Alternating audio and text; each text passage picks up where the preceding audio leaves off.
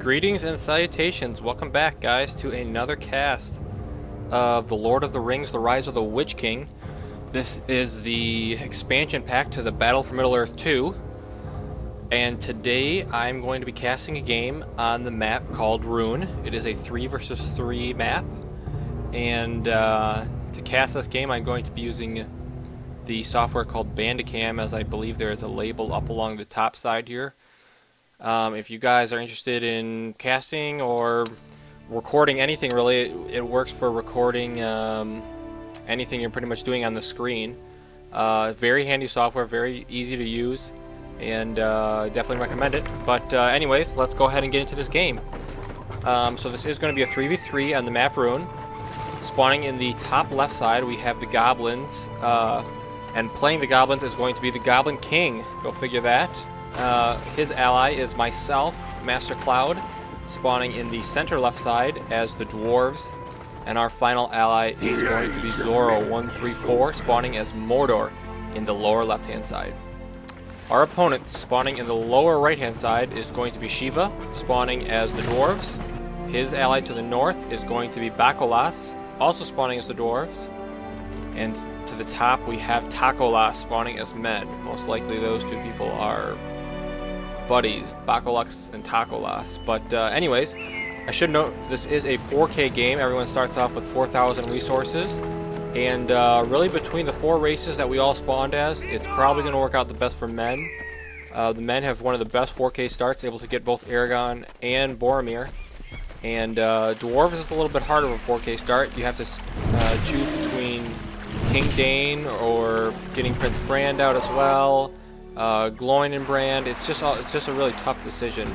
And it looks like all the dwarves, including myself, have just gone for a straight up Brand, or not a Brand, a King Dane build.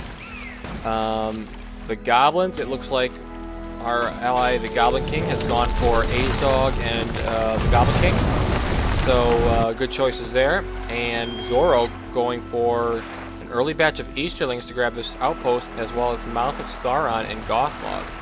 Now he is going to be moving in here as King Dane just finishes off the troll lair, is up to level 3, and is actually going to sneak in here and grab some of these extra resources from the troll lair, and immediately starts going to attack Dane. And Dane is attacking Mouth of Sauron.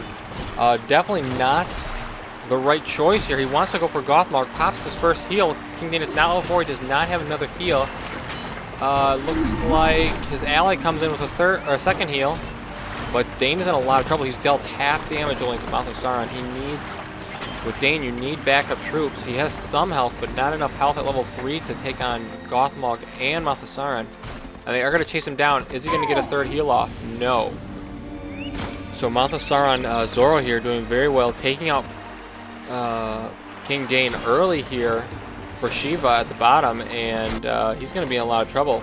Now his ally, I believe this is Bacolas, is bringing down his troops now to sort of aid his dwarven allies here. Brand and King Dane are both coming down to deal with this. But Mouth of Sauron and Gothmog going to grab a level off that mind kill, bringing him up to level 4. We'll have to check back in on that. Meanwhile, it looks like I've taken over the center. I do have Brand out as well now, going for early Brand. And am I getting... Looks like I've captured the outpost, so I will be going for Men of Dale. Very cheap Men of Dale from the outpost you can grab here. Now, Tacolas is moving down here with Aragorn and Boromir. He doesn't have any reinforcing troops. And my archers are they in the mine? Where are they? I also have pikemen out now as well. There, they just come out of the mine. So this is going to be a pretty one-sided battle, I would assume. Aragorn does throw down the Blade Master, and that is going to put Dane in a lot of trouble here. But Aragorn does not have too much health, so these arrows are doing significant damage to him. Dane able to run away here, and actually Aragorn needs to focus Brand. Not sure why he's going for these meaningless archers. And Boromir actually throws down the horn. I should pop out my extra dwarven units here from the mine. I'm not sure why I'm not doing that, but looks like I'm just trying to wait until Aragorn's Blade Master runs off, and there it finally does run off, and now he's in a lot of trouble. He's going to have to get out of there. Meanwhile, on the top, GoblinKing is just going for mass goblins, it looks like. He hasn't pushed forward yet. Then actually grabbing the outpost here on the top. And I will continue to chase, although Aragorn will just barely make it out alive. But meanwhile, on the lower side, we have Zorro building a massive amount of structures here, basically at the doorstep of the enemy here, and actually sending him in his Gothmog to fight these two brands. This brand looks like he might get away, and now he's going to go to work on the second brand. About 4 shots here will kill either one of them, and they are going to have to pull back as his Fury gives him, what does it give him, like 40% addition? No, 100% damage and 50% armor. So very tough there to take on. Mouth of Sauron looks like he was retreating momentarily for a regain of health there after that battle with King Dane for a while. Meanwhile, on the top side, looks like I'm just moving around my archers right now. Our goblin player has not yet, now he is finally moving out. However, the men have been building some towers here. They don't have any archers yet. What kind of units are they going for? They are going for archers. They have an archery range in the back of their base here. But will they be able to get there in time? My guess is no. But more importantly, I'm moving up to the center. I throw down my heal there. That's my power heal. And kills Bacolas is here, his King Dane. And now he is in a lot of trouble as my pikemen are approaching his fortress as well as King Dane. Men are going to be moving down here to help him. We really need our GoblinKing here to put on some pressure from the top. It's basically a 2 versus 3 right now. But I will just be going straight for that fortress, ignoring the other heroes. I'm not sure this is going to be enough to destroy this fortress. Meanwhile, Zorro pushing in from the lower side, doing terrible damage here. He has a ton of Easterlings. Both heroes, very good health. Shiva here, quite a bit of firepower coming from his